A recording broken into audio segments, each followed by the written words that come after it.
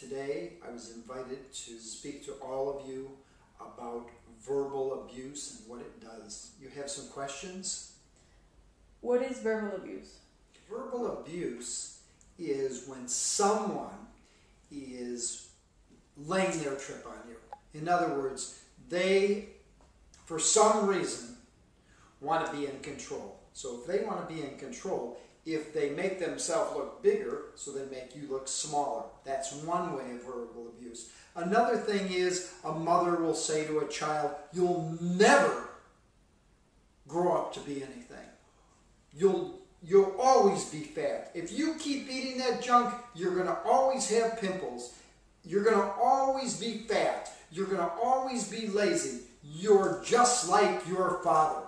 Sometimes a parent or a teacher will say something like this to a child, not meaning any harm. If we start believing that we're going to always be fat, or we're always going to have bad skin, or we'll never make anything of our life, because an authority figure, they're big, you're little, and they tell you this over and over, and before you know it, you believe it, and then when you have children, or if you have a coworker, and you get upset, instead of you supporting them and helping them get out of it, you start abusing them, which causes more havoc in one's health than you could believe. Verbal abuse is very harmful.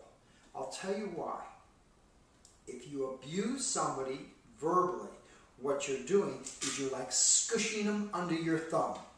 You're holding them down. You're not letting them open up to their full potential.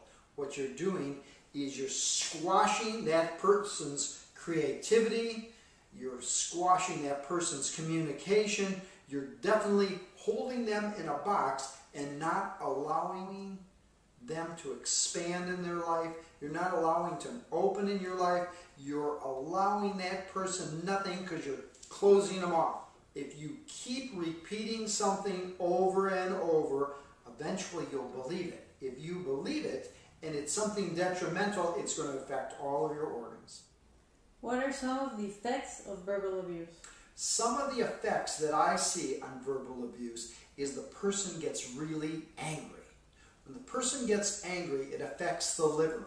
The liver in Chinese medicine has to do with anger. Now, on the positive side, it has to do with kindness. But most people, when they're verbally abused, they tense up.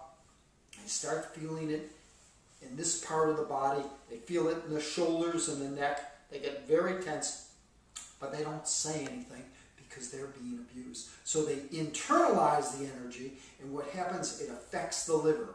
They get angry inside, they get more and more tense, and then they try to either bury it with food, alcohol, drugs. Somehow they're trying to get out of the situation.